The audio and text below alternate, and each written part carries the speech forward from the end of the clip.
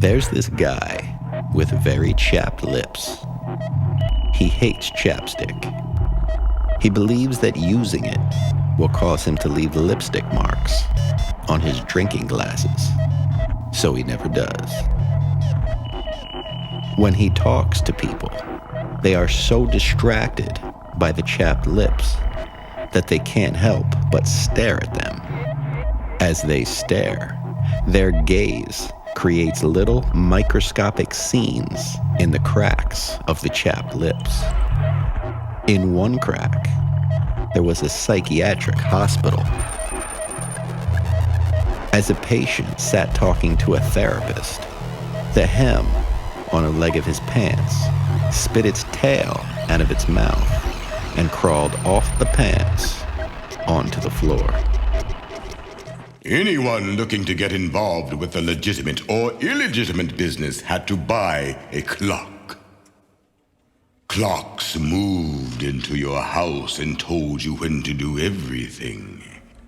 They pushed you around and made you feel like you were always supposed to be somewhere. Their business strategy was simple, yet effective.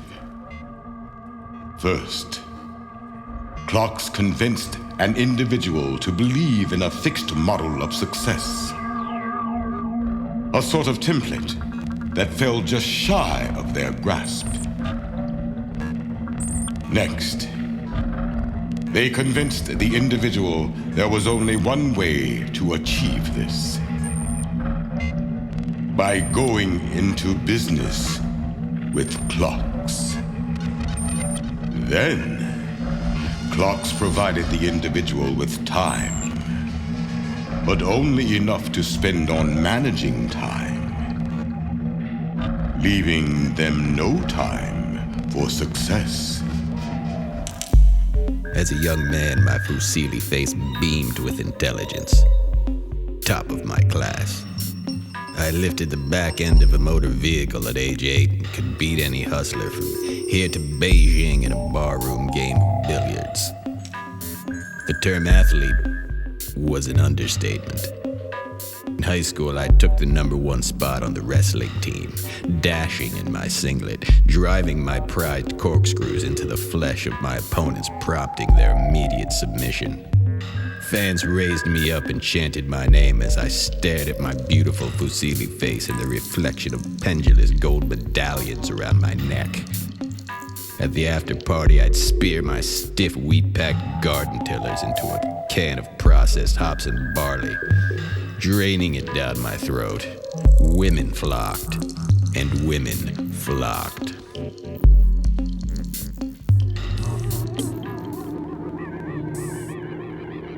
That's the field where the table lived when it was wild. It grazed and ran around with other tables right over there. At least until the wranglers came and caught it, roped it up, tamed it until it was stiff, and shipped it off to the people's house. It hated the people's house. It wasn't what the people put on top of it that made it feel this way, food and playing cards, but what they did underneath the table that made it so angry. They stuck gum under it and passed each other notes, drugs, and money. They used its roof to hide their twitching knees and wringing hands. The table grew tired. There is a very small microscopic whale that lives in a sink. In microscopic time, the whale has lived a very long life. But in the type of time we're used to, it has only been alive for a couple minutes that the sink has been filled with water. The whale also has no idea that there are other microscopic whales living in the sink. It believes it is the only one of its kind. When the man who filled the sink with water unplugs it, the whale is forced down into the pipe. On its way down, it sees other microscopic whales for the first time. The pipe ends up being clogged, so the whales get stuck in it together. During the time it takes the man to go and get some Drano, the whales live for what is equal to another generation in microscopic time. They socialize and reproduce. But when the man gets back and pours the Drano down the pipe, the entire microscopic whale population is wiped out.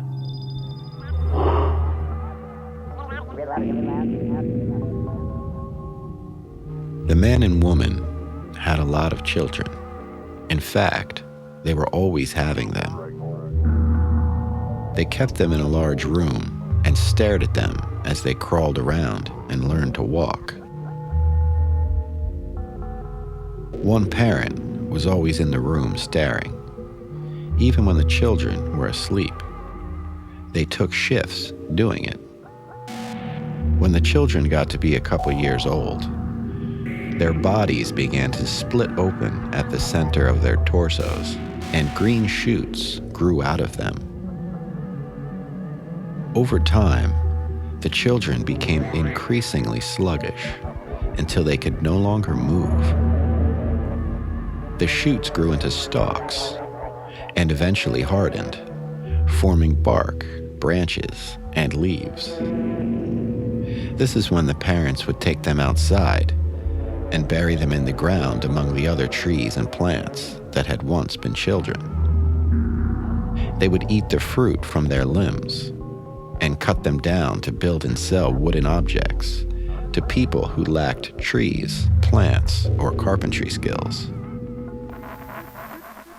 There is a place where only names exist. The people associated with them have broken down and passed on to a world of rot and decay. The names travel through the air, cluster into groups, and constantly bump into one another.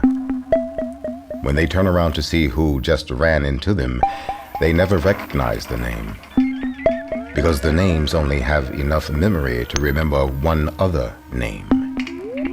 One name from the physical world they used to live in. And they're stuck in this place, spending all their time looking for it. I know because I'm a name. In a clearing very close to where they live is a machine. A washing machine. The washing machine is always on, sloshing and cycling and making washing machine sounds. And the man and the woman spend almost all their free time sitting in front of it, watching it, and listening to it. It's a huge part of their lives. It's no different to them than the sun or moon or any of the other natural things that play important roles in their universe. And after sitting in front of the washing machine, they go to sleep and have strange dreams. Dreams about the washing machine that aren't really about the washing machine. The dreams are about another machine. A machine that sounds a lot like the washing machine but is totally different. In their dreams, they sit inside the machine as it travels underneath the earth. And it sounds a lot like they are sitting in front of the washing machine. It hisses and screeches. It shuffles and drones. The hearts moved through the liquid as if they were submerged in the depths of an ocean. The very interesting thing about the maroon ocean was that it memorized things. It memorized the rhythms of the hearts, so they didn't have to beat anymore. Also living in the maroon liquid was a species of creature resembling dandelions that had turned white. They swam around the liquid and projected beams of yellow light from the center of their white heads.